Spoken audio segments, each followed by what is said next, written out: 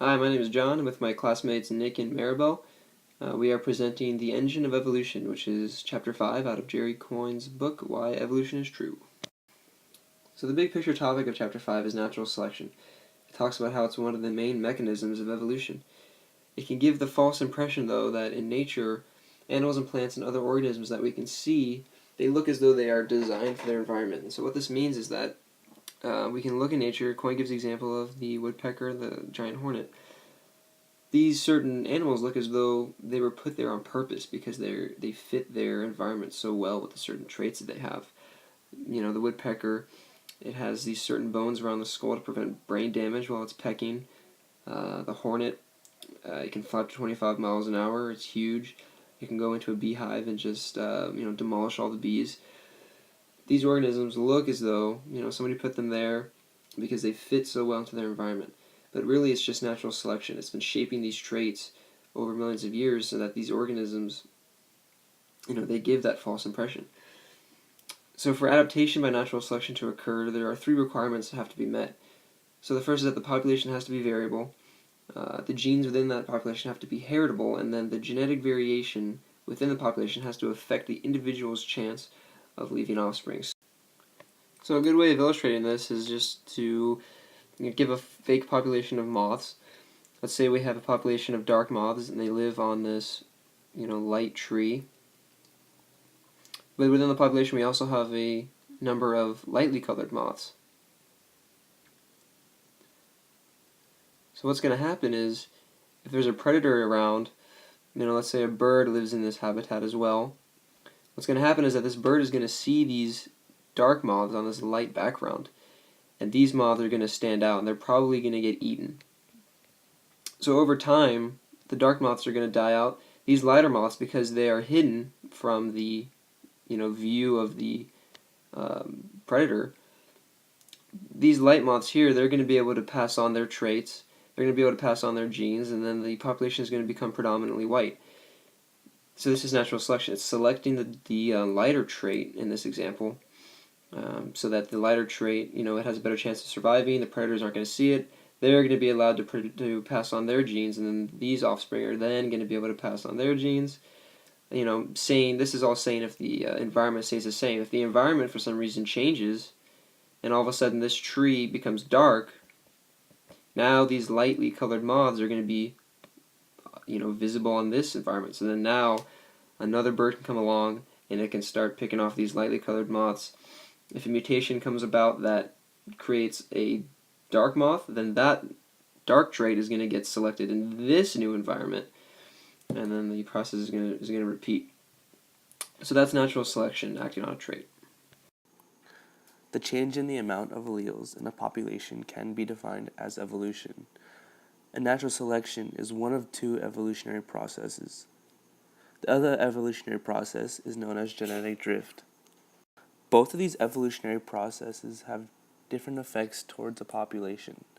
For example, natural selection, it decreases the amount of harmful alleles and makes the beneficial ones more abundant, while genetic drift, it's a random change in genes over time. Genetic drift is completely random, and it is something that must happen because of population sizes and sampling effects. If the allele is beneficial, it can be lost. This is referred to as a random walk, where genes can be completely fixed or lost in a population.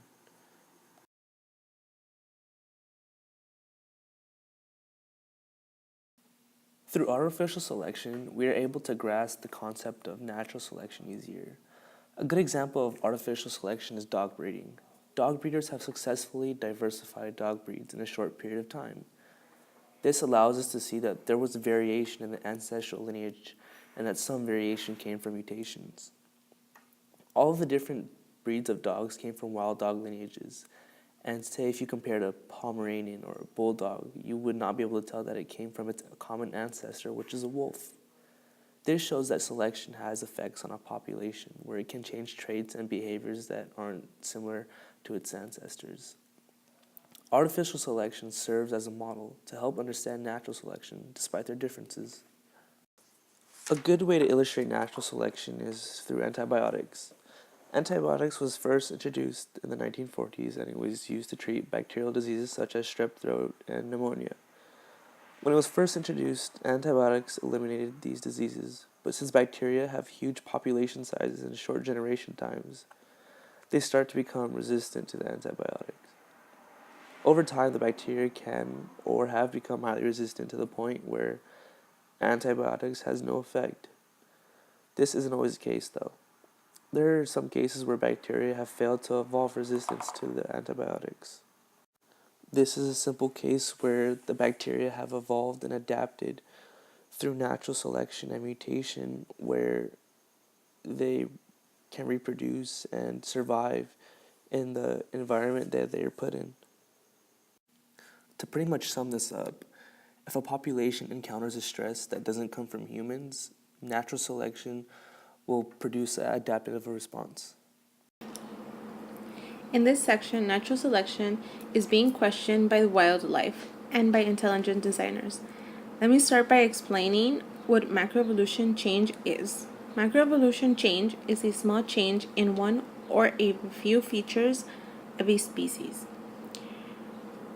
What Coyne explains in this section, or what he questions, is whether macroevolution is caused by natural selection. In order for us to see whether macroevolutionary change is happening due to natural selection, we must observe species with shorter generations. For example, fruit flies or bacteria.